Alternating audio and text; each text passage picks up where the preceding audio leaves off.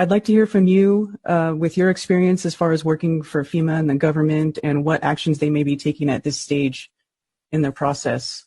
Okay, so what everybody needs to know that back on August 15th, 2016, they put Health and Human Services put in the Federal Register an 88-page document on communicable diseases. I'm talking about all the language that we're seeing come to pass right now. And it was passed 90 days later, and it just laid in wait for us right now. And so it is actually being activated or has been activated. You need to know that Health and Human Services entry into the Federal Register was a UN mandate, that this is actually coming from the United Nations, and so that everybody's harmonized. That's why you're seeing everybody speaking the same language. That's why we've got the same program going out. And what I would say that we're up against right now is a soft martial law. It has not gone hard. And when they talk about waves, we have something called dual use language. And so what happens is while the waves of the virus come, they're also going to give us managed waves of a little bit of freedom, some resistance, and then we're going to be incrementally going tighter and tighter into tyranny.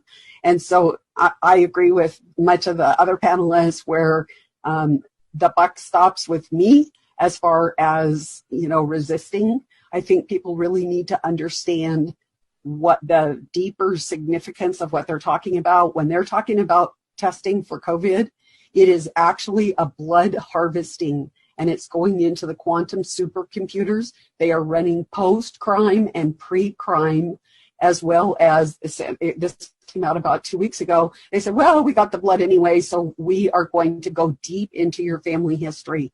That has all sorts of ramifications because HIPAA laws have been suspended. Actually, the Constitution has been suspended, and I could spend hours going into that. The second thing is that there are 48 different vaccinations. They contain aborted fetal tissue. They contain humanized mice. What is a humanized mouse? It is a mouse that has human organs, human blood, human immune system. It's basically a mouse in a human in a mouse suit. And then they take human proteins and put it into the vascular system of plants. And then, so it's like a hybrid human plant. And they're going to mix all this in a blender with a little CRISPR. And they're saying that this is going to keep us safe from the pathogen. The last one is the one that I'm really worried about, and that's the DARPA hydrogel. Basically, it's nanoparticles, and they have been experimenting with it for 10 years. They wanted to put chips in the brain.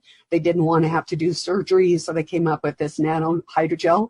As soon as coronavirus hit, they were there. They said it's ready to deploy, and basically what they're going to sell the public is it will alert public health that you are sick before you have that scratchy throat, before you have that cough, before you get a temperature or anything. But it also does many other things. So once this hydrogel gets into your body, it is nanoparticles, so it assembles inside your body. It starts growing and fusing with your cells, your ligaments, your muscles, your bones. So in the old days with the RFIDs, you say, oh, it's not cool, I changed my mind. People got them cut out. This becomes one with you. You can't. But the absolute worst scary part about it is you become one with a computer. You become your own computer interface. You become one with the quantum computer, with your devices, with your smart, anything that you have in your house. And we are going to be told that unless we do all three steps, get tested, get the vaccination of whichever one they choose. They're all basically the same, but they go much deeper than pathogens. And then this sensor, that we are not going to be able to get back to normal. So that's kind of what's going on. And so part of the first part of making a decision is educating. So now you know what the basic plan for this is. And so now it's up to you to decide what your plan is, and that is probably going to you're probably going to get some consequences for that. That might be prison time.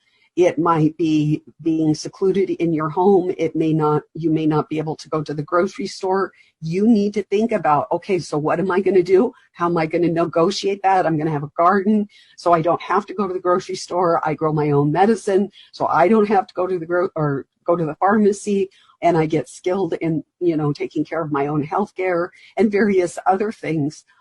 So you then, because you've got this knowledge now, you can make some wise decisions. But is the government going to come out and tell you about all these things? No, they're not going to tell you. I was in a Y2K, 9/11, Hurricane Katrina, and I can tell you the objectives that were achieved were hair-raising, and what you see has been a lie for a long time. So